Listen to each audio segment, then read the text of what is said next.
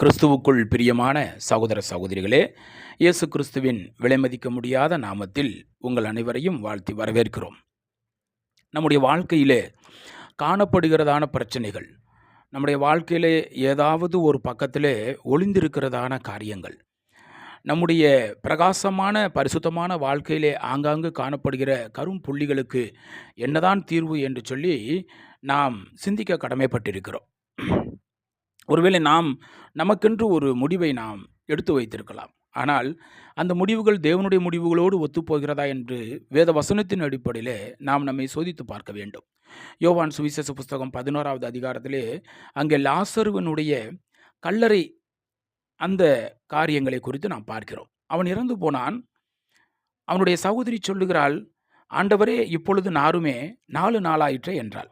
யோவான் சுவிசேஷ புஸ்தகம் 11வது அதிகாரத்தை நீங்கள் முழுமையாக படித்து பார்க்கும் பொழுது இந்த காரியங்கள் நமக்கு தெரியும், அந்த சரித்திரம் நமக்கு புரியும். அப்படி என்றால் இப்போது அந்த சகோதரி ஏற்கனவே ஒரு தீர்மானம் எடுத்து வைத்து விட்டால் 4 நாளாயிற்று, அது நாற்றம் பிடிக்கும் என்று சொல்லி. அது ஒரு தீர்மானம். அது உலக பிரகாரமாக பார்க்கும் பொழுது அது ஒரு தீர்மானம். அது உண்மைதான். ஆனால் இயேசுவானவர் சொல்லுகிறார், நீ விசுவாசித்தால் தேவனுடைய மகிமையை காண்பாய் என்று சொல்லி. அவர் சொன்னது ஒரே ஒரு விஷயம்தான், கல்லை எடுத்து போடுங்கள். அந்த கல் எனக்கும் உங்களுடைய வாழ்க்கையிலே நீங்கள் ஏற்படுத்தி வைத்திருக்கிற தவறான தீர்மானத்திற்கும் நடுவிலே தடைக்கல்லாய் இருக்கிறது. அந்த கல்லை எடுத்து போடுங்கள். அவள் முதலாவது மறுக்கிறாள். அதற்கப்புறமாக எடுத்து போடுகிறார்கள். அங்கே தேவனுடைய நாமம் மகிமைப்படும்படியாக ஒரு அற்புதம் ஏற்பட்டது. மரித்தவன் உயிரோடு வந்தான் என்று சொல்லி பார்க்கிறோம். கிறிஸ்துக்குள் பிரியமானவர்களே, நாம் நம்முடைய வாழ்க்கையிலே தவறான தீர்மானங்களை எடுத்து வைத்திருக்கலாம். ஒருவேளை அது உலக பிரகாரமாக சரியானதாக தெரியும், ஆனால் தேவனுடைய பார்வையிலே அது தவறானதாக இருக்கும். அந்த தவறான தீர்வுகளை திருத்துவதற்கு நாம் வேத வசனத்தின் பால் வர வேண்டும். வேத வசனத்தை அனுதினமும் வாசித்து வேத வசனத்திலிருந்து ஆலோசனைகளை பெற்று, அதே போல் நமக்கு முன்னோடிகளுடைய அனுபவங்களிலிருந்து நாம் பாடங்களை கற்று, இப்படி நாம் ஒரு வெற்றியுள்ள வாழ்க்கையை வாழ வேண்டும்.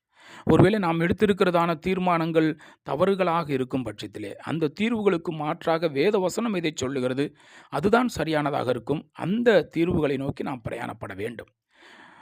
இவ்வளவு அற்புதங்களை செய்ததான இயேசுவானவர் அந்த கல்லை பார்த்து தள்ளி போய் என்று ஒரு வார்த்தை சொன்னால் அந்த கல் தள்ளி போய்விடும். ஆனால் கல்லை எடுத்து போட வேண்டியது நம்முடைய கடமை அல்லவா?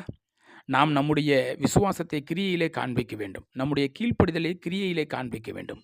எனவே கல்லை எடுத்து போட வேண்டியது நம்முடைய வேலை. எனவே நாம் உட்கார்ந்து யோசித்து சரியான முறையிலே அந்த பிரச்சனைக்குரிய கல்லை நாம் எடுத்து போடுவோம்.